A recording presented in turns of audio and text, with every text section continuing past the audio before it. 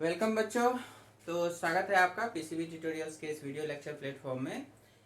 और आज हम लोग बात करेंगे वेव ऑप्टिक्स में लेक्चर नंबर 4 की। ओके, लेक्चर नंबर 3 तक आपने ऑलरेडी स्टडी कर लिया है। अब आगे देखिए, यहाँ पर हम लोग बात कर रहे हैं यंग डबल स्लिट एक्सपेरिमेंट अगर कराया जाए with light having two wavelengths, है ना। अभी जो इससे पहले तक जितना भी वाईडीएसई का केस था उसमें हम लोग सिंगल वेवलेंथ यूज कर रहे थे। ओके, ओनली मोनोक्रोमेटिक लाइट उसको कहा जाएगा, सिंगल वेवलेंथ। लेकिन ऐसा भी हो सकता है जैसे अगर आप व्हाइट लाइट के साथ एक्सपेरिमेंट करोगे तो उसमें तो बहुत सारे वेवलेंथ है ना, बहुत सारे कलर्स मिक्सअप हैं।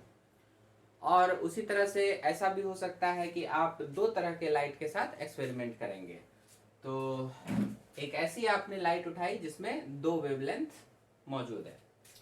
तो ये सोर्स हो गया आपका, और इसमें जो है जैसे हमने यहाँ पे दिखाया है एक रेड से और एक ब्लू से। तो मान लीजिए एक रेड लाइट है और एक ब्लू लाइट है, दोनों इस यहाँ से वेवलेंथ जो है आ रहे हैं, दोनों S1 S2 से पास कर रहे हैं और यहाँ पर अपना इंटरफेयर करके, और यहाँ पर स्क्रीन है, स्क्रीन पर रेड वाला जो है वो अपना एक पैटर्न बना रहा है और ब्लू वाला जो है वो अपना एक पैटर्न बना रहा है।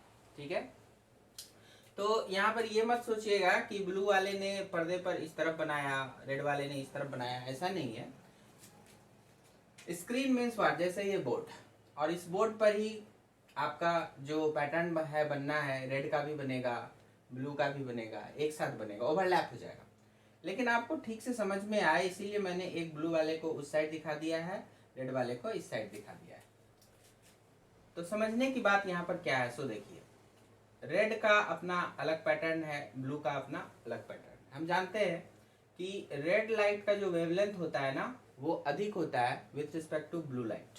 तो आप देख सकते हैं कि रेड लाइट का जो फ्रिंज विड्थ बनेगा बीटा, जो हमने पिछले लेक्चर में पढ़ा था, वो ज़्यादा होगा। यहाँ देखिए रेड लाइट का बीटा देखिए यहाँ से यहाँ तक जाएगा, दो कंजिक्यूटिव मैक्सिमा के बीच की दूरी। जबकि ब्लू लाइट की जो बीटा होगी उसका वेवलेंथ कम है तो बीटा भी कम होगा। तो वो देखिए यहाँ पर आ गया, ये इस तरह देख रहे हैं ना, ये छोटा आ गया, यहाँ से यहाँ तक में ही हो गया, जबकि ये यहाँ से यहाँ ऊपर चढ़ेगा। तो इसी तरह से पूरा पैटर्न बन रहा है। तो इसमें हम क्या देखते हैं कि सेंट्रल पोजीशन पर देख रहे हो ब्लू कलर का भी मैक्सिमा आ रहा है और रेड कलर का भी मैक्सिमा आ रहा है। उसके बाद हम जैसे जैसे ऊपर बढ़ रहे हैं तो देखिए यहाँ पर फिर जो है, मान के चलिए यहाँ पर संजोग से ऐसा हुआ कि ब्लू कलर का मैक्सिमा और रेड कलर का मैक्सिमा फिर से कॉन्साइड हो गया, इसी पॉइंट पर बना है। जैसे यहाँ पर बना है दोनों का मैक्सिमा, वैसे यहाँ भी बना है दोनों का मैक्सिमा। बाकी जगह पर नहीं, बाकी जगह पर ब्लू का मैक्सिमा कहीं और है तो रेड का मैक्सिमा कहीं और है ना। पर्दे के स्क्रीन के डिफरेंट पोर्शंस पर आपको इंटेंसिटी अलग अलग आ रही है, लेकिन ब्लू की मैक्सिमम इंटेंसिटी और रेड की मैक्सिमम इंटेंसिटी पर्दे के कुछ पोजीशन ऐसे होंगे जहां पर दोनों कोइंसाइड करेगा। जैसे हमने इस फिगर में यहाँ पे दिखाया है, यहाँ पे दिखाया है, और उसी तरह से यहाँ पे दिखाया गया है। ठीक है,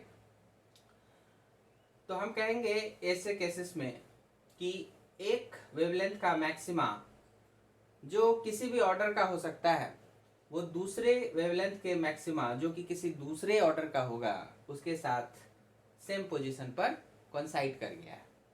तो ऐसे केसेस से आपको क्वेश्चंस आते रहते हैं। यहाँ जरूर ये बात ध्यान में रखिएगा कि जैसे रेड कलर का अगर मैंने यहाँ फिगर के हिसाब से दिखाया है तो ये क्या है, सेकंड मैक्सिमा B2, जबकि ब्लू कलर का यहाँ पर क्या दिख रहा है हमको, थर्ड मैक्सिमा। अब यहाँ पे 2 नहीं हो सकता, कभी भी नहीं हो सकता, जब भी होगा तो 2 से ज्यादा ही होगा। अगर इसका बीटा कम है, लेमडा कम है, तो इसके जो ऑर्डर आएंगे वो जरूर इस रेड वाले से ज्यादा आएंगे। ठीक है, जो कि आ रहा है। ओके, तो इसी बात को हम लोग यहाँ पे लैंग्वेज में कैसे लिख सकते हैं कि अगर mth ब्राइट ऑफ लेमडा 1, कोई भी इनमें से लेमडा 1 हो गया, कोई दूसरा लेमडा 2 हो गया, तो एक का mth ब्राइट, मान लो इस रेड वाले का जैसे यहाँ पे दूसरा ब्राइट, वो मैच कर रहा है ब्लू वाले के मतलब लेमडा 2 के तीसरे ब्राइट के साथ, तो वो nth ब्राइट मैंने लिख दिया जनरल वे में। ये तो समझाने के लिए लिखा कि इसका 2 उसके 3 से मिला है। क्वेश्चन में जो है वो कुछ और भी दिया जा सकता है, इसका 2 उसके 8वें से मिल जाए, उसके 7वें से मिल जाए ना, कुछ भी दे सकता है। खैर, तो let mth bright of lambda 1 meets with nth bright of lambda 2। तो ऐसे केसेस में क्या होगा, देखिए मैंने आगे क्या लिखा है ऐसे केसेस में m टाइम्स बीटा 1। ध्यान दीजिएगा, जैसे हम ये वाले पोजीशन की बात कर रहे हैं, तो यहां से देखिएगा तो रेड वाला का यहां से यहां 1 बीटा हुआ था, यहां से यहां 2 बीटा हुआ, तो 2 बीटा 1 कह सकते हो, जो कि रेड के लिए है, तो चलो बीटा आर कर दिया। और उसी तरह से इसी दूरी को ब्लू के टर्म में अगर हम लिखेंगे तो कितना लिख सकते हैं, 1 बीटा, 2 बीटा एंड 3 बीटा। तो कहने का मतलब 3 बीटा ब्लू, है ना। तो यही बात लिखी जा रही है। यहां पर जनरल फॉर्म में लिखे हैं 2 की जगह m को यूज की, तो let mth bright of lambda 1, lambda 1 मतलब रेड के लिए यूज कर रहे हैं, meets with nth bright of lambda 2। n के लिए हो गया यहाँ पे 3 और लैम्डा 2 वाले के लिए आपका चला आया ब्लू कलर। तो आप देख सकते हैं कि आप सीधा सीधा इस 2 को मल्टीप्लाई कर दीजिए, इस m को मल्टीप्लाई कर दीजिए इस लैम्डा 1 के कॉरेस्पॉन्डिंग जो बीटा आएगा, फ्रिंज विड्थ आएगा, उसके साथ। देख रहे हैं यहाँ पर 2 beta are equal to 3 beta blue, ऐसे चलेगा। तो वही चीज लिखा हुआ है m beta 1 equal to n beta 2 in general format. I hope कि आपको समझ में आ गया होगा आराम से। तो इसको देख लीजिए आराम से। उसके बाद क्या करना है, बीटा 1 की वैल्यू डाल दीजिए। लैम्डा डी बाई 2d पढ़े थे आप पिछले लेक्चर में, सो ये लैम्डा बीटा 1 है तो लैम्डा 1 कर दीजिए, तो lambda 1 D by 2d।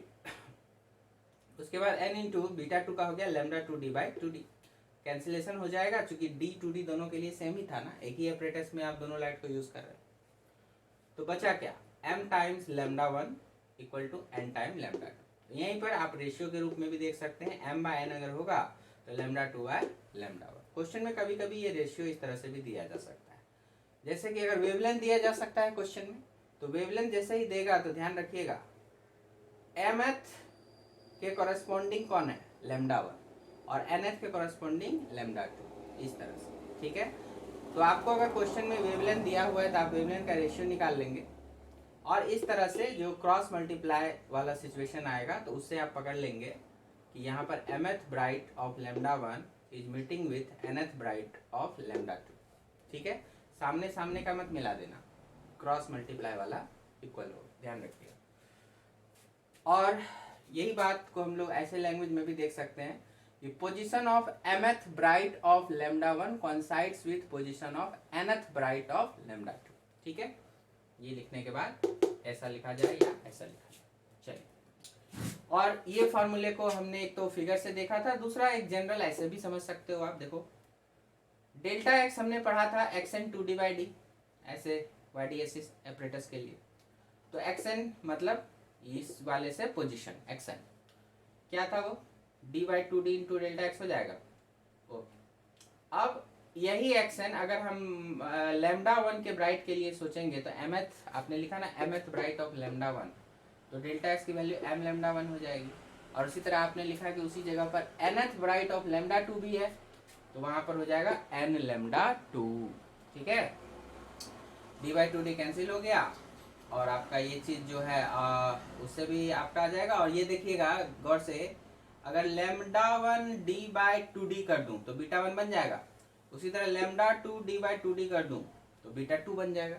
So m beta 1 equal to n beta 2, जो हम लोग यहाँ पे लिखा हुआ है। और यहाँ पे ये कैंसिलेशन के बाद आप चाहते तो m lambda 1 equal to n lambda 2 वो भी लिख सकते थे, जो यहाँ पे आया हुआ है। मतलब दोनों एक ही चीज है, दो अलग अलग तरह से रिप्रेजेंट किया गया। अब यहीं पर एक और सवाल छोटा सा आपको नीट में पूछ सकता है या किसी भी एग्जाम में पूछ सकता है कि अगर अभी तो आपने दो तरह के वेवलेंथ को यहाँ पे यूज किया था, माने ये सोर्स ऑफ लाइट जो है this consist of 2 types of wavelength, lambda 1 and lambda 2 only. लेकिन ऐसा भी हो सकता है कि ये व्हाइट लाइट का सोर्स हो। अगर ये व्हाइट लाइट का सोर्स होगा तो इसमें तो बहुत सारे वेवलेंथ होंगे यहाँ पे, है ना। आप जानते हैं कि व्हाइट सोर्स ऑफ लाइट्स में ऑलमोस्ट 4000 एंगस्ट्रम से लेकर के और कह सकते हो 7800 एंगस्ट्रम तक आपको वेवलेंथ मिलेंगे। तो सारे वेवलेंथ मिलने वाले हैं। तो कहता है कि अगर मैं उसके साथ एक्सपेरिमेंट कराऊं तो स्क्रीन पर क्या दिखाई देगा। तो इसमें क्या होगा ना कि यहाँ पे देखिए, चाहे जितना भी डिफरेंट वेवलेंथ यूज कर लो, सेंट्रल पोजीशन के लिए डेल्टा एक्स की वैल्यू सारे वेवलेंथ के लिए बनेगी 0, और डेल्टा एक्स अगर 0 बन गया तो वो सबके लिए मैक्सिमा कंडीशन को सेटिस्फाई करेगा। मतलब सबका ब्राइट पोजीशन इस सेंट्रल पोजीशन पर जरूर बनेगा, सबकी जो मैक्सिमा आएगी वो सेंटर पे आ जाएगी। तो मतलब क्या हुआ, सारे कलर जो है वापस यहाँ पे फिर से जुड़ गए, और जुड़ गए तो क्या हो जाएगा, व्हाइट बन जाएगा। लेकिन डिफरेंट कंपोनेंट्स जो होंगे वो इसी तरह से, कहीं पर कोई किसी के साथ मैच करेगा, कहीं कोई किसी के साथ मैच करेगा, तो वो मतलब बिल्कुल एक तरह से कॉम्प्लेक्स स्ट्रक्चर बन जाएगा, कॉम्प्लेक्स तरह का आपको स्क्रीन पर मिक्सअप दिखाई देगा। कोई कलर किसी के साथ मिक्स हो रहा है, कोई कहीं पर किसी के साथ मिक्स हो रहा है, depending upon their lambda values, है ना। सिर्फ एक ही पोजीशन ऐसा होगा जिसके लिए श्योर कह सकते हैं कि यहाँ पे सबका मैक्सिमम मिक्स करेगा, बाकी जगह पर कहाँ पर मिक्स करेगा नहीं करेगा उसकी कोई गारंटी नहीं है। तो बाकी जगह आपको डिफरेंट डिफरेंट कलरफुल आपको उसका मिक्सचर मिल जाएगा कलर का एक ओवरलैप सिचुएशन में, लेकिन सेंटर पर आपको व्हाइट का व्हाइट ब्राइट ही मिलेगा। सारे कलर जब वापस आ जाएंगे तो क्या हो जाएगा, व्हाइट आ जाएगा। उसी बात को आप यहाँ लिख लेंगे नोट करके, if the YDSE is done, मैंने Young double slit experiment is done या carried out with white light, then all the components of white light will form central maxima at the central position itself, hence central point will be again white, whereas rest part of the screen will be mixture of different colors। Rest part में आपको mixture मिलेंगे और central point पर फिर से white मिल जाएगा, ठीक है। तो ये सब बेसिक थ्योरीज है, और अब आपको अभी तक जितना भी आपने पढ़ाई किया, आइए इस पर आधारित कुछ सवाल जवाब कर लिया जाए। तो आइए बच्चों, बहुत ही साधारण सा सवाल है, देखिए आप। बायक्रोमेटिक लाइट मतलब वही अभी जो दो वेवलेंथ हम लोग यूज किए थे, λ1 एंड λ2, वही वाला यूज हुआ है। तो bichromatic light is used in YDSE having wavelength λ1 400 nanometre and λ2 700 nanometre. कहता है find minimum order of λ1 which overlaps with λ2, है ना। कहता है क्या कि बताइए फिर λ1 का कौन सा ऑर्डर का होगा जो λ2 के किसी ऑर्डर के साथ ओवरलैप करेगा। तो हमने अभी अभी जस्ट पढ़ा कि अगर हमने कहा कि if mth order of λ1 coincides या overlap with nth order of λ2, तो इस केस में क्या लिखना था हमें बताइए। सीधा सीधा लिखना है m times λ1 equal to n times λ2, यही है। सो m बाई n क्या बताया गया, λ2 बाई λ1, यही है ना। चलो यहाँ पे λ2 बाई λ1, तो λ2 हमारा हो गया बाद वाला जो दिखाई दे रहा है 700 नैनोमीटर, और ये हो गया 400 दिया हुआ यहाँ पे, तो कैंसिल होकर के ये आ गया 7/4। तो अब आपको बताया था कि क्रॉस मल्टीप्लीकेशन वाला मतलब m की वैल्यू लेनी है 4 और n की वैल्यू लेनी है 7, ठीक है। मतलब क्या हुआ कि फोर्थ है ना, क्रॉस वाला फोर्थ ऑर्डर है ना, फोर्थ ऑर्डर m की वैल्यू हो गई कितनी है, जरा ठीक से देखना पड़ेगा मुझे। देखिए m टाइम लैम्डा, और वहां पे वो 1 2 भी जो माना है उसके हिसाब से भी तो देखना पड़ेगा। तो फोर्थ ऑर्डर ऑफ चला जाएगा किसका, आपका m λ1 का लिया गया है। λ1 हमने किसको माना है, वो λ1 पहले से ये वाला है। तो देखिए जिसका वेवलेंथ कम होगा, या ऐसे भी कॉमन सेंस से आप समझ लीजिए, अगर ज़्यादा कंफ्यूजन हो रहा है तो एक अच्छा चीज़ है कॉमन सेंस से, जब भी आप आंसर डिसाइड करोगे तो सटीक निकलेगा। जिसका लैम्डा कम होगा निश्चित रूप से उसका ऑर्डर ज़्यादा होगा, ऐसे ही समझ लो। क्यों, क्योंकि लैम्डा कम है तो बीटा कम बनेगी तो उसको ऑर्डर ज़्यादा करना पड़ेगा। जिसका लैम्डा ज़्यादा है, जिसका लैम्डा ज़्यादा उसका बीटा ज़्यादा होगा तो उसका ऑर्डर जो होगा वहाँ पे कम आएगा, ठीक है। तो बस इन दोनों में देख लो आप सीधा सीधा कि ये भाई हमने इसको डिवाइड किया और मुझे क्या मिला, 7/4 मिल गया। अब इसमें देख लो आप कि कौन सा लैम्डा कम है, तो लैम्डा मेरा λ1 कम है तो इसका ऑर्डर ज़्यादा होगा, बस सीधा सीधा यहीं पर ले लो, ठीक है। तो आपका हो गया, तो यहाँ पर होगा ज़्यादा तो 7th करना पड़ेगा। 7th ऑर्डर ऑफ λ1 मतलब λ1 equal to 400 nanometre coincides with कौन सा, फोर्थ। तो फोर्थ ऑर्डर ऑफ आपका जो हो गया लेमडा 2, जिसको हमने कहा 700 नैनोमीटर। तो यहाँ पर आंसर जो हो जाएगा, जैसे आपसे पूछ रहा है ना, find minimum order of lambda 1, ठीक है, तो लेमडा 1 जो हो जाएगा, लेमडा 1 का कौन सा ऑर्डर, 7th ऑर्डर, ठीक है, 7th ऑर्डर। तो मिनिमम यहाँ पर क्यों कहा, इसका मतलब और भी आगे जाके कंसाइड करेंगे, बिल्कुल करेंगे। जैसे आप ऊपर नीचे क्या करो, 2 से मल्टीप्लाई कर दो, ठीक है, तो क्या हो जाएगा, ऊपर में 14 हो जाएगा, नीचे में हो जाएगा 8। तो 14th, एक का 14th का ऑर्डर होगा, दूसरे का 8 का ऑर्डर होगा। तो 14 का ऑर्डर किसका होगा, जिसका लेमडा कम होगा, ठीक है, और 8 का ऑर्डर किसका होगा, तो जिसका लेमडा ज्यादा होगा, ठीक है, ये वाली बात। तो यहाँ लॉजिक से हम लोग पकड़ लेंगे। नहीं तो क्या होता है ना कि हम लोग जो mn मानते हैं अपने थ्योरी में, और यहाँ क्वेश्चन में जो mn दिया होता है, फिर हम लोग अपनी थ्योरी में जो लेमडा 1 लेमडा 2 मानते हैं, यहाँ जो लेमडा 1 लेमडा 2 दिया होता है, तो इनमें अगर कभी भी थोड़ा दायां बायां इधर हो गया तो फिर पकड़ने में दिक्कत हो जाएगी। तो इसीलिए ऐसे केसेस में हम लोग लॉजिक का सहारा लेंगे।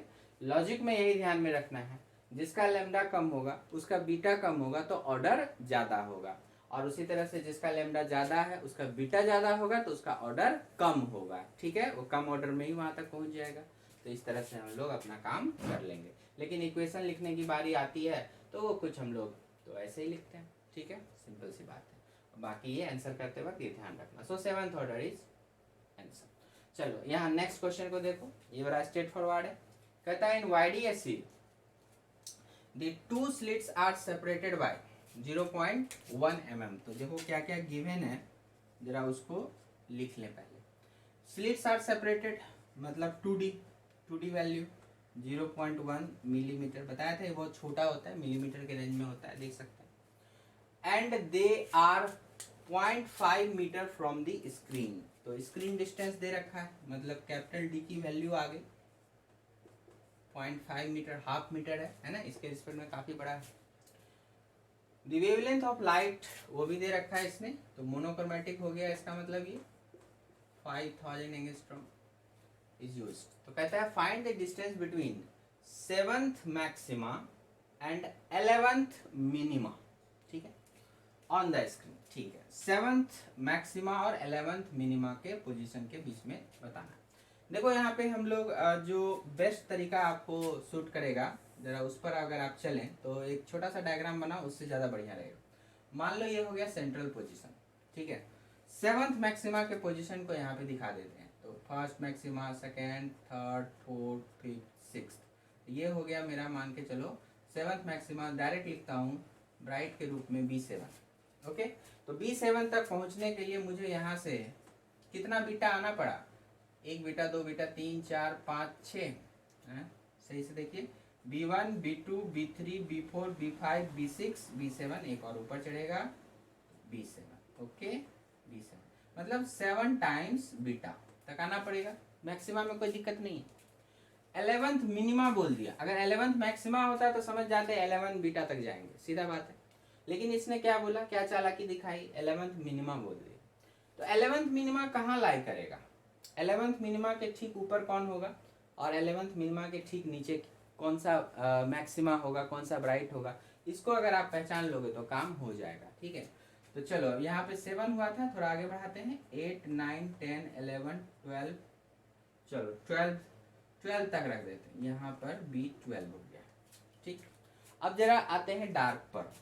तो देखिए ये था आपका सेंट्रल वाला मैक्सिमा B0, आई होप कि आपको दिख रहा होगा। तो इसके, और ये था B1 जस्ट इससे ऊपर, तो इसके पहले ही आ जाएगा आपका फर्स्ट डार्क D1, ठीक है।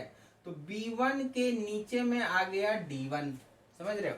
तो ऐसे ही B2 के नीचे आ जाएगा D2, B3 के नीचे आ जाएगा D3 होगा, B1 के ठीक नीचे आएगा D1। फिर से समझिए, ये B0 हो गया, ये B1 हो गया, ब्राइट, ऐसे पैटर्न को ध्यान में रखिए। तो है ना, यहाँ डार्क कहाँ है, यहाँ पर है। तो B1 के ठीक नीचे क्या कौन आ गया, D1 आ गया, B0 और B1 के बीच में D1 आ गया। तो B1 के नीचे खोजना है D1 को, ठीक है। तो हम लोग क्या देख रहे हैं, B1 के नीचे D1, तो B2 के नीचे D2, B3 के नीचे D3, ऐसे ही बढ़ते जाइए। आपको 11th मिनिमा मतलब D11 चाहिए, किसके नीचे मिलेगा, B11 के ठीक नीचे मिल जाएगा D11। D11 बोलिए, है ना। B1 के नीचे D1 है, B2 के नीचे D2 है, तो B11 के नीचे D11 मिलेगा। ओके, B12 के नीचे तो नहीं मिलेगा, B12 के नीचे कौन मिलेगा, D12 मिलेगा। तो B11 के ठीक नीचे मिल जाएगा आपको। ओके, तो इसका मतलब हुआ B10 के ठीक ऊपर मिला, तो 10 बीटा तक तो आपको जाना है। और कितना ऊपर जाना है, हाफ बीटा, क्योंकि एक ब्राइट से एक डार्क तक जाना है तो हाफ बीटा जाना है। तो 10 बीटा तो सीधा सीधा पहुंच जाना है और फिर हाफ बीटा जाना है। कितने हो गए, तो 10.5 सीधा सीधा कर देता हूं मैं, 10.5 बीटा, 10.5 बीटा। अब क्वेश्चन में बोलता है इन्हीं दोनों के बीच का डिस्टेंस बता दीजिए। तो वो तो गया आपका जो आंसर आएगा, required answer 10.5 beta minus 7 beta, कितना हो जाएगा, 3.5 बीटा। सिंपल है ना। 10.5 से 7 माइनस करो, 3.5 बीटा। और अब बीटा की वैल्यू आपको मालूम है। अच्छा, 3.5 को मन करे तो 7/2 लिख दो, और बीटा की वैल्यू मालूम है λd/2d। अब ये सब वैल्यू यहाँ पे पुट कर लेंगे, अच्छे से सॉल्व कर देंगे। तो लैम्डा था मेरा 5000 एंगस्ट्रॉम माइनस 10, कैपिटल डी है हमारा 0.5, ऑलराइट। और हमारा ये जो 2d वैल्यू है दैट इज 0.1 मिलीमीटर। ओके, इस तरह से देख सकते हैं आप। तो इनको आप आराम से आप सॉल्व कर लो, जो आएगा आपका आंसर हो जाएगा, है ना, इजी। तो बात समझ गए आप कि आपको क्या करना था, बीटा के फॉर्म में कन्वर्ट कर देना, राइट। तो 7th मैक्सिमा में, तो मैक्सिमा वाले में कोई दिक्कत ही नहीं है। 7th मैक्सिमा मतलब 7 बीटा चढ़ जाइए ऊपर। और 11th मिनिमा, तो ढूंढना पड़ता है कि मिनिमा किसके नीचे होगा। तो जैसे फर्स्ट बीटा जो आपका ब्राइट 1 है, B1 के नीचे था D1, B2 के नीचे था D2, ऐसे ही। तो D11 पहुंचना है, तो B11 के नीचे हो जाएगा D11, ठीक है। तो B11 के नीचे हो गया D11, B11 तक पहुंचना है। तो फिर वहां से आप इसको क्या लिख सकते थे, 11 बीटा, और उससे नीचे फिर उतरना पड़ेगा हाफ बीटा, तो बीटा/2, तो वो भी वही चीज सेम आएगा 10.5, है ना। तो D11 तक पहुंचना है, तो 10 बीटा तक पहले पहुंच जाइए, B10, और फिर हाफ बीटा चढ़ जाइए, आ जाएगा। अब दोनों दूरियां मिल गई और दोनों के बीच का डिस्टेंस मांग रहा है, माइनस कर देंगे, माइनस कर दिया, बीटा के फॉर्म में आ गया। कभी कभी ऑप्शन बीटा के फॉर्म में भी रह सकता है अगर ये डेटा नहीं देगा तो। और अगर डेटा दिया है तो फिर इनको आपको थोड़ा सा सॉल्व करना पड़ेगा, ठीक है। तो सॉल्व करने में कोई दिक्कत नहीं है। 0.5 को आप हाफ बना देंगे, या फिर यहाँ भी इंटू कर सकते हैं, बाकी जीरोस को एक साथ रख लीजिएगा और फिर छोटा मोटा है सॉल्व कर सकते हैं, ठीक है। चलिए नेक्स्ट प्रॉब्लम की ओर बढ़ेंगे। हाँ जी बच्चों, तो ये मैंने सॉल्व कर लिया। यहाँ पे 0.5 को हाफ कर दिया और फिर इसके बाद इधर मल्टीप्लाई कर लिया, इसको 2 को इस 2 से 4 हो गया, 7 5 35 हो गया, और बाकी 10 के पावर्स को एक साथ कर दिया, ऊपर -7, नीचे वाला आ गया -4, ऊपर जाके +4, और सॉल्व किया तो 8.75 mm आया। आपको भी आया होगा, आई होप सो। आइए इस क्वेश्चन पर बात करते हैं। देखिए क्या दिया हुआ है, कहता है in YDSE the slits are separated by 0.28 mm, ठीक है। तो जो गिवन है उसको जरा नोट कर लेते हैं। तो स्लिट्स आर सेपरेटेड मतलब 2D दिया हुआ है मेरे लिए 0.28, याद रहे बुक में इसको सिर्फ D बोलेगा, तो कंफ्यूज नहीं करना है। चलो, and the screen is placed इतना metre away, so capital D दे दिया आपको 1.4 मीटर। अब कहता है the distance between the first dark fringe and fourth bright fringe is obtained to be 0.6, ठीक है। मतलब और क्या दे दिया तुम्हें कि फोर्थ ब्राइट, आपको पता है फोर्थ ब्राइट 4 बीटा पे बनेगा, और फर्स्ट डार्क बोल दिया मतलब वो बीटा/2 पे, ठीक है। इतना तो दिमाग में चलना चाहिए कि फर्स्ट डार्क आपका कहाँ पे बनेगा, 1 बीटा डिस्टेंस ले लोगे सेंटर से तो वहाँ तो फर्स्ट ब्राइट बन जाएगा, आधी बीटा ही लेना है, वहाँ पे बीटा/2 वहाँ पे D1 बन जाएगा। और आपका चौथा ब्राइट है ना, बोला ना फर्स्ट डार्क, तो तो वो बीटा बाई 2 पे, और फोर्थ ब्राइट तो वो 4 बीटा पे। कहा कि ये डिस्टेंस दोनों के बीच का जो है वो 0.6 सेंटीमीटर है, वो दिया हुआ है। तो हमें इस टर्म में ऐसे मिल गया। ओके, तो यहाँ पर ये क्या हो गया, 8 और ये 7 beta by 2 equal to 0.6 centimetre. तो हमें यहाँ से बीटा प्राप्त हो गया 1.2 by 7 centimetre.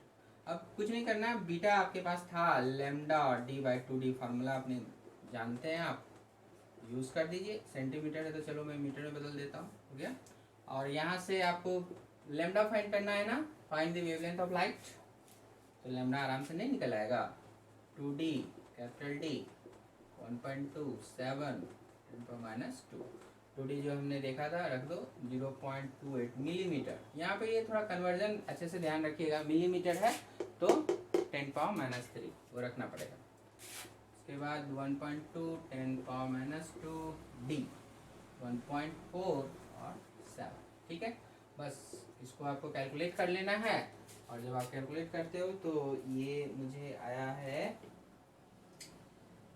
3.428 into 10⁻⁻7, 3.428 into 10⁻⁻7 metre. ये आप कैलकुलेट करेंगे और मैच कीजिएगा, आ जाएगा, ठीक है।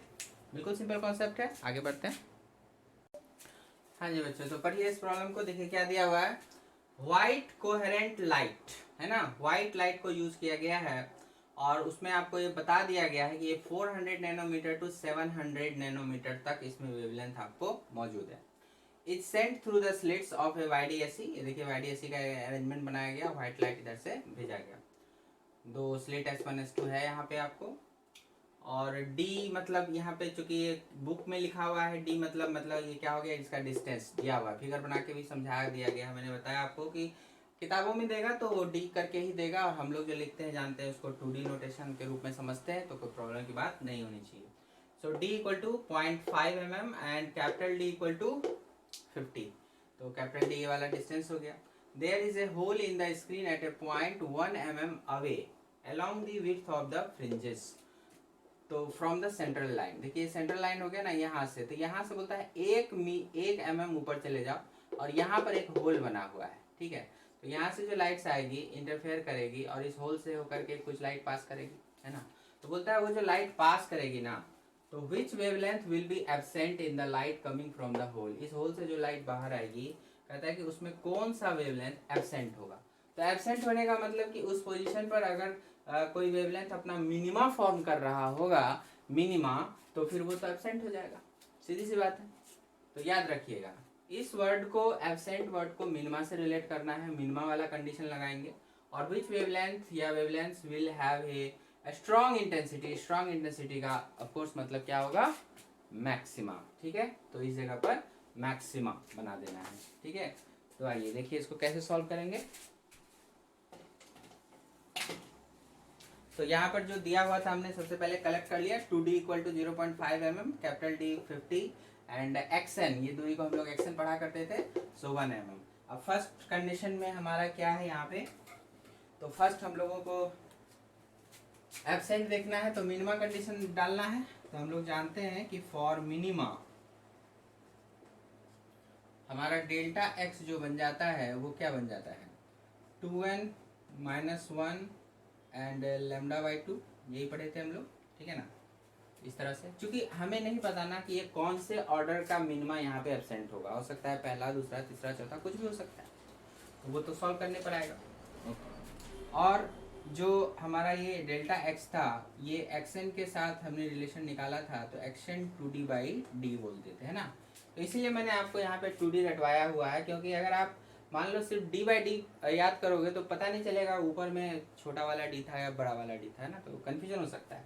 लेकिन मैं जब 2D बाई डी बोलूँगा तो 2D तो 2 हमेशा हमने छोटे वाले D के साथ लगाया था, ये याद रहता है, तो उससे आ जाएगा। तो आपको इस क्वेश्चन में देखो एक्सन दिया हुआ है, ये सब दिया हुआ है, ठीक है। तो आप क्या करो, आपको लेमडा निकालना है, तो लेमडा इक्वल टू, तो क्या हो जाएगा, 2 times action 2D by D, और ये नीचे में आ जाएगा 2n - 1, ठीक है। ये 2 ऊपर चला गया, आ गया एक्सन 2D बाई डी और ये 2n-1 नीचे आ गया। ठीक, तो अभी देखो इसमें आपको xn दिया हुआ है, इसमें आपको 2d दिया हुआ है और इसमें आपको dv दिया हुआ है। ठीक है, क्या इतना कुछ दिया हुआ है।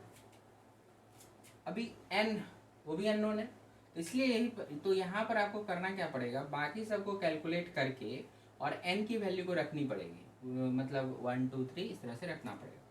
तो जरा कैलकुलेट कर लें आप, तो 2 टाइम्स xn, तो एक्शन हो गया हमारा 1 मिलीमीटर मतलब 10⁻³ 2d distance between the slits 0.5 mm, तो 0.5 10⁻³ और फिर आपका ये कैपिटल D जो कि है 50 सेंटीमीटर, 50 सेंटीमीटर। ठीक है, और उसके बाद आपका नीचे में क्या आ गया 2n-1, ये एज इट इज रह जाएगा। ठीक है, तो आगे मैं इसको सॉल्व करके फिर बताता हूँ आगे क्या होता है।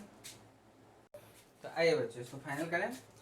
तो हमने यहाँ पर लेमडा की वैल्यू देखिए, यहाँ पे इस तरह से इसको सॉल्व किया, 2 और 0.5 था मिलके 1 हो गया, और आपका ऊपर में बच गया आपका 10⁻³ -3 तो -6, और नीचे में क्या हो गया कि ये 50 इंटू 10⁻² है, तो ये वाला 0.5 लिख सकते हैं हम लोग, तो 0.5 लिख दिया, बाकी 2n-1। इस 0.5 को 1/2 से 2 इसका ऊपर चला जाएगा, तो 2 इंटू 10⁻6 और ये 2n-1 बच जाएगा। तो हमें लैम्डा जो है यहाँ पर ये वैल्यू प्राप्त हो गया। अब हम लोग करेंगे क्या कि बारी बारी से लैम्डा की वैल्यू निकालने के लिए n की वैल्यू को बारी बारी से 1 2 3 4 रखना पड़ेगा। ठीक है, जैसे अगर फर्स्ट ऑर्डर का मिनिमम वहाँ पे गैप होगा तो n1 रखेंगे, सेकेंड ऑर्डर का गैप होगा तो n2 रखेंगे, थर्ड ऑर्डर का गैप होगा तो n3 एंड सो ऑन। तो हम लोग क्या करेंगे, बारी बारी से n को 1 2 3 4 रखते जाएंगे। तो अगर हमने 1 रखा तो देखिए 2 इंटू 1 -1, मतलब नीचे में तो 1 ही आएगा, ऊपर में रह जाएगा, तो 2 इंटू 10⁻6/1, तो वही यहाँ पे आ गया 2 इंटू 10⁻6/1। तो ये जो है 2 इंटू 10⁻6 मीटर, इसी को आप ठीक से देखिएगा तो 10⁻³ के साथ अगर आप इसमें और फर्दर काम करें, 2000 यहाँ लिख दीजिए, इधर -9 आ जाएगा तो वो नैनोमीटर हो जाएगा, तो 2000 नैनोमीटर हो गया पहला वाला। ठीक है, उसी तरह से n=2 रखिए, n=2 रखिएगा तो ऊपर में तो वही हो गया है, तो 2 इंटू 2 हो गया 4, 4 -1 हो गया 3, तो 2000/3 नैनोमीटर आ जाएगा। ठीक है, तो 2000/3, तो ये ऑलमोस्ट 667 नैनोमीटर आ गया। उसी तरह से 3 रखिए, तो 3 इंटू 2 6, 6 -1 5, तो वो ऑड वाले जो जितने भी इंटीजर्स थे ना वो आते जाएंगे, आप जानते हैं 1 3 5 7, तो ये इस तरह से आपका आता जाएगा। 3 आ गया, 5 आ गया, 7 आ गया, ये सब को रखने से 5 रखा तो 400 आ गया, 7 रखा तो 285, इस तरह से 5 आगे रखने की जरूरत नहीं पड़ेगी। क्यों? क्योंकि हमें जो शुरू में जो व्हाइट लाइट का यहाँ पे रेंज दिया था क्वेश्चन में, तो वो हमने 400 नैनोमीटर टू 700 नैनोमीटर यही रेंज दिया था ना क्वेश्चन में। क्वेश्चन को देखिए एक बार, तो उसमें आपको यही रेंज मिलेगा व्हाइट लाइट का, 400 नैनोमीटर टू 700 नैनोमीटर। तो इस रेंज में अब जो जो वेवलेंथ लाई करेगा उसका मिनिमा यहाँ पर बनेगा 1 मीटर 1 mm के डिस्टेंस पर सेंट्रल पोजीशन से। तो कौन कौन लाई कर रहा है, ये तो नहीं कर रहा, नीचे वाला भी नहीं कर रहा है ना, ये दोनों। अगर आप यहाँ पे आप कहिएगा सर 5 6 7 रखते जाइए, कहीं आगे लाई करें, तो नहीं करेगा, क्योंकि आगे जितना आप रखोगे वैल्यू और छोटी होती जाएगी, और आपका 400 नैनोमीटर से जैसे ही छोटा होगा वैल्यू खत्म हो जाएगा, है ना। और इधर जो आपका स्टार्ट होगा ऊपर में वो 700 नैनोमीटर के नीचे ही रहेगा, ऊपर नहीं होगा, तो इधर वाला ऐसे ही खत्म। तो ये दो वैल्यूज यहाँ पे आपको आंसर के रूप में लिखे जाएंगे, 667 नैनोमीटर वाले और 400 नैनोमीटर। ये दोनों जो वेवलेंथ होंगे ना वो यहाँ पर इससे जो पास इधर जो आएगी उसमें एब्सेंट मिलेगा आपको। ठीक है, क्योंकि वो अपना मिनिमम वहाँ पे फॉर्म कर रहा है, तो यहाँ पर मिलेगा, यहाँ पे मिलेगा, लेकिन यहाँ पे वो रे नहीं मिलेंगे। तो कहाँ गए, वो मिनिमा बना दिए वहाँ, है ना, इंटरफेरेंस कर गए और मिनिमा बना दिए। चलिए उसी तरह से सेकेंड पार्ट में कहा गया है कि मैक्सिमा के लिए मतलब स्ट्रॉन्ग आएगा वहाँ पे, तो स्ट्रॉन्ग आएगा मैंने मैक्सिमा, तो फॉर मैक्सिमा, तो मैक्सिमा के लिए भी एकदम सेम काम करना है। डेल्टा एक्स आपको एल लैम्डा लिखते थे इस तरह से, जहाँ n 0 1 2 3, तो 0 तो खैर चलो ठीक है नहीं आएगा, क्योंकि 0 का मतलब यहाँ पे मैक्सिमा होता है, बाकी 1 2 3 4 के लिए हम लोग चेक करेंगे। तो डेल्टा एक्स बराबर xn 2d/d, उसी तरह से एकदम सिमिलर पैटर्न है। सो लैम्डा आपका बन जाएगा xn 2d/n टाइम्स d, है ना। xn की वैल्यू फिर वही सब जो भी आपका था उसको रखिए, 1 mm था, 10⁻³ हो गया, 2d की वैल्यू फिर से वही सब 0.5 मिलीमीटर -3, है ना, ऊपर में तो आ गया वही सब, एंड डिवाइडेड बाय n हो गया और d रहेगा, d आपका था 50 सेंटीमीटर, तो 50 सेंटीमीटर को हम लोग लिखे थे 0.5 मीटर, ठीक है, इस तरह से। तो यहाँ पर तो बड़ा अच्छा हो गया कैलकुलेशन, ये कैंसिल हो गया ऐसे ही, 10⁻⁶ अपॉन n हो गया, है ना। और इसी को मैंने कहा नैनोमीटर में बदलिए, तो 1000 ऐसे लिखना है, तो ये अपने आप -9 हो जाएगा बाई n। तो कह सकते हो 1000 नैनोमीटर बाई n। अब अगर आप ध्यान नहीं दोगे तो यहाँ n और n काट मत देना, ये नैनोमीटर है, ठीक है ना, और ये अपना n है, ओके, n की वैल्यू 1 2 3। तो अब यहाँ पे पुट करना उसी तरह से 1 2 3 4 5, और देखते हैं रेंज में कौन कौन आता है। तो पहला वाला हमने पुट किया, तो 1000 नैनोमीटर बाय 1, तो ये तो 1000 ही रह गया, रेंज से बाहर है, ठीक है, ये नहीं होगा वहाँ पे। लैम्डा 2, तो 2 पुट किया, तो 1000 बाय 2, सीधा बताओ 500 नैनोमीटर, ये रेंज में रहेगा बिल्कुल। लैम्डा 3, तो 1000 बाय 3, तो ये तो 333 आ जाएगा ना, तो ये भी रेंज से बाहर हो गया, क्योंकि 400 नैनोमीटर से नीचे जैसे ही गिरेगा रेंज से बाहर, ठीक है, अगला और बाहर हो जाएगा। तो मतलब यहाँ पे एक ही वेवलेंथ होगा जो अपना ब्राइट या स्ट्रॉन्ग इंटेंसिटी को शो करेगा, 500 नैनोमीटर की वो लाइट होगी, ठीक है। अगर आप ध्यान दो तो ये ग्रीन का वेवलेंथ होता है ना, ऐसे भी आपको बताया हुआ है। 600 येलो का होता है, 500 ग्रीन का होता है, याद रखिए, ठीक है। तो चलिए बढ़ते हैं और आगे। आइए बच्चों, एक बहुत ही आसान क्वेश्चन पर बात करते हैं। देखिए कहता है क्या है, fringe width in a particular YDSC is measured to be beta, तो what will be the fringe width, नया फ्रिंज विड्थ बताना है। If wavelength of the light is double, wavelength को आपने डबल किया, separation between the slits is half, तो उसको half कर दिया, और separation between the screen and slit is triple, तो कुछ कुछ आपने चेंजिंग कर दिया। तो यहाँ पर देखिए केस 1 और केस 2 ऐसे लेके चलते हैं। तो शुरू में आपको बीटा मिला, और बाद में आपको कह रहा है कि beta dash, in terms of beta बताना है आपको। तो शुरू में आपको वेवलेंथ जो है वो लैम्डा हो गया, जो डिस्टेंस बिटवीन द स्लिट्स था 2D हो गया और कैपिटल D हो गया।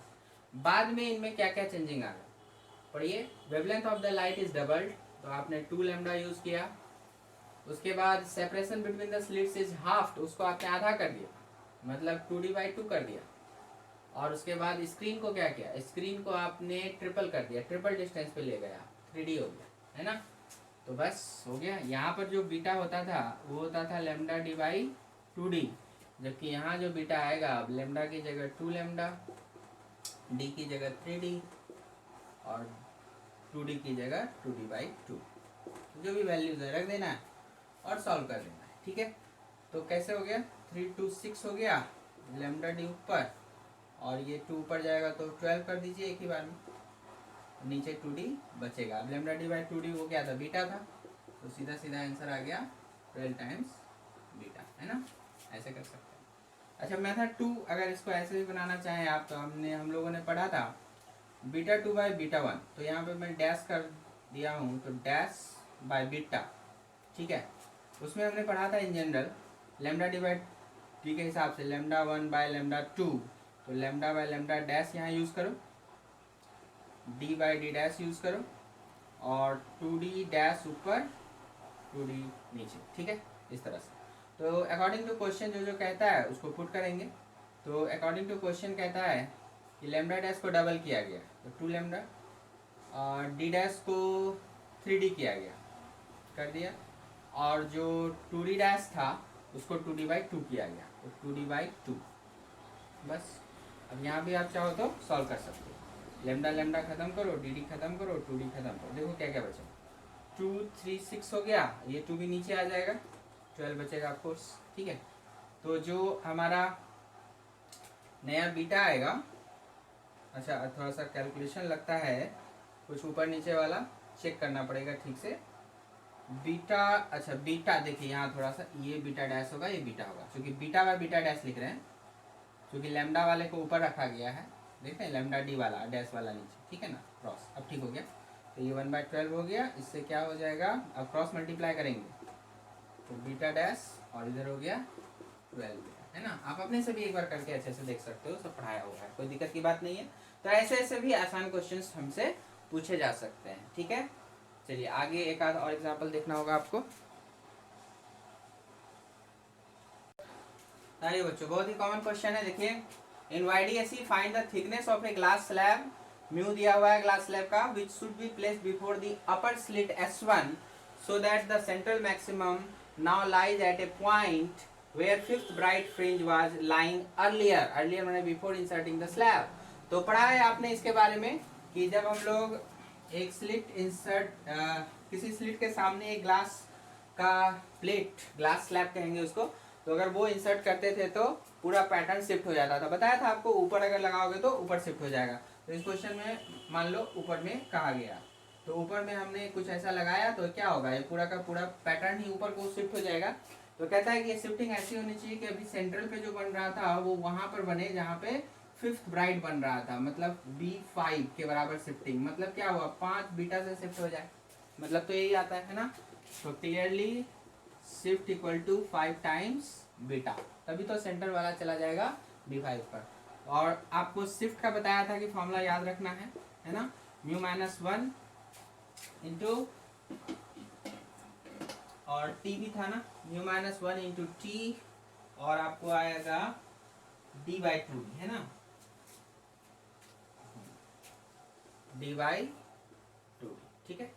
और यहाँ पर हो जाएगा लेमडा D/2D। ये याद रखिएगा ना, ये सब कटना चाहिए, D/2D ये सब, चूंकि देखो क्वेश्चन में तो दिया नहीं है तो ये जरूर कैंसिल आउट होगा, ठीक है। भूल भी गए अगर तो ये इससे याद आ जाएगा। बीटा तो पक्का याद है, तो समझ जाएंगे जिस पैटर्न में ये था उसी पैटर्न में यहाँ पर आता है। तो D2D कट गया। आपको चाहिए थिकनेस, तो T बिकम 5 रह गया बाई म्यू माइनस 1, ठीक है। देख लो, तो T चाहिए ना, म्यू माइनस 1 यहाँ पे से बचा था, D2D कट गया था, लेमडा आपका एक रह गया, और लेमडा आपको क्वेश्चन में दे रखा है तो इसको सॉल्व कर लेंगे। 5 इंटू 5000 एंगस्ट्रॉम तो -10, और म्यू आपको देखिए 1.5 दिया हुआ है -1, तो यहाँ पे करोगे तो 0.5 आ जाएगा। तो चलो इसे सॉल्व करें।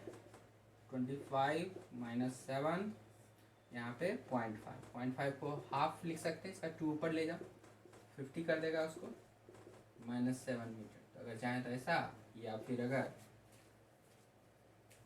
माइक्रोमीटर में लिखिएगा तो कैसा रहेगा, 5 और इसमें ये 0 इधर रख दीजिए तो -6, मतलब 5 माइक्रोमीटर आपको ऑप्शन में दिखाई दे सकता है, ठीक है। तो इस तरह से आप डिफरेंट टाइप के सवाल बना सकते हैं।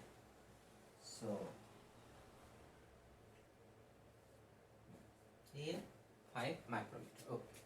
तो यही सब सवाल है अभी तक जितना भी पढ़े हम लोग, तो उसके आधार पर ये सारे सवालों के जवाब अब आप अच्छे से सबको देख लीजिए, एक बार खुद से बना के जरूर देख लीजिएगा। ऐसा नहीं है कि सिर्फ वीडियो आप ऐसे ऐसे देख लिए, हाँ सर बना रहे हैं तो आपसे भी अब हो गया, ऐसा नहीं है। खुद से फिर क्या करना है, वीडियो को वापस दोबारा चलाइए और इस क्वेश्चंस को सिर्फ लिखिए और उसको खुद से सॉल्व करना है आपको, है ना। दिक्कत हो तो फिर से हेल्प लेनी है, ऐसे आगे बढ़ना है, ठीक है।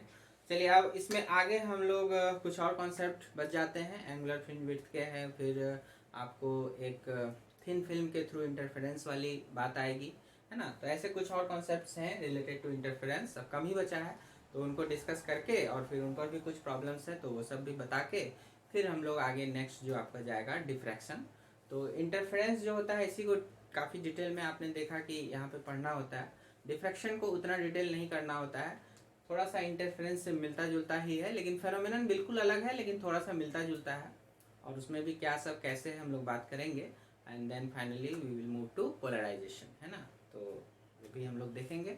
तो बड़े अच्छे से यहाँ तक आप लोग अच्छे से कर लीजिए, और अगर आपको समझ में आ रहा है, वीडियो हेल्पफुल है, तो लाइक बटन ज़रूर दबाइएगा, और उसके बाद जो होता है सब्सक्राइब शेयर वगैरह वगैरह वो सब आप करेंगे।